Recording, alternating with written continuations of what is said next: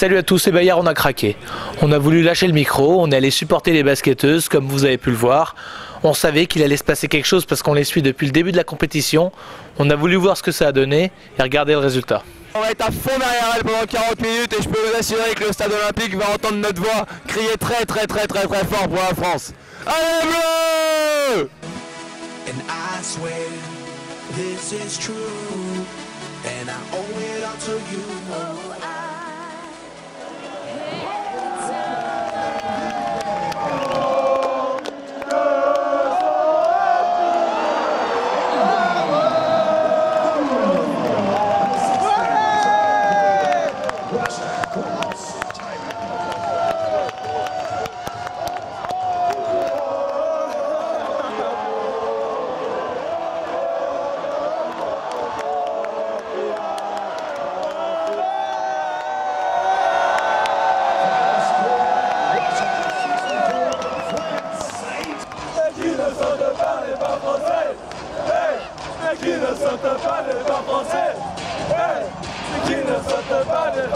Un énorme exploit peut-être, mais faut croire pas assez pour les gens de l'équipe qui ont préféré titrer sur le triplé des Jamaïcains sur 200 mètres, reléguant le plus grand exploit français dans ces jeux à la page 10. C'est pas faute d'avoir insisté, même Tony Parker a réclamé les basketteuses à la une de l'équipe. Arnaud, mais là, première page de l'équipe. Non, ton boss il va dire 0.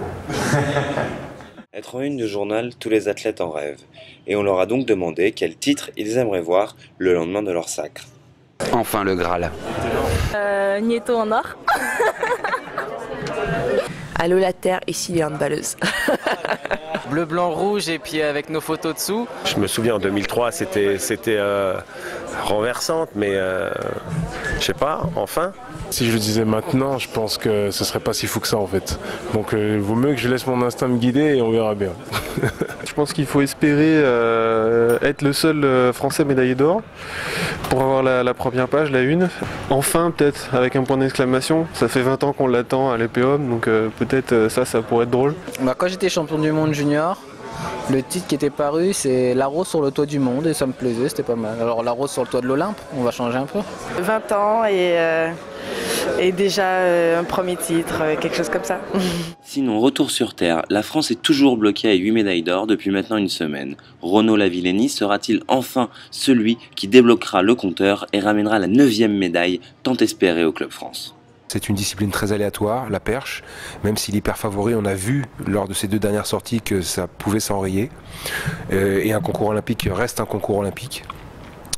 Jean Galchion sera mieux placé que moi, ou le regretté Pierre Quinon également, mais c'est vrai qu'on a souvent un champion qui n'est peut-être pas le favori, c'est celui qui est le plus attentif, le plus concentré, et peut-être aussi le meilleur tacticien. C'est celui qui a plus les dents qui traînent par terre et celui qui ne doute pas qu'il peut gagner, qui va gagner, parce qu'il y aura toujours un vainqueur, mais pas forcément celui qu'on attend.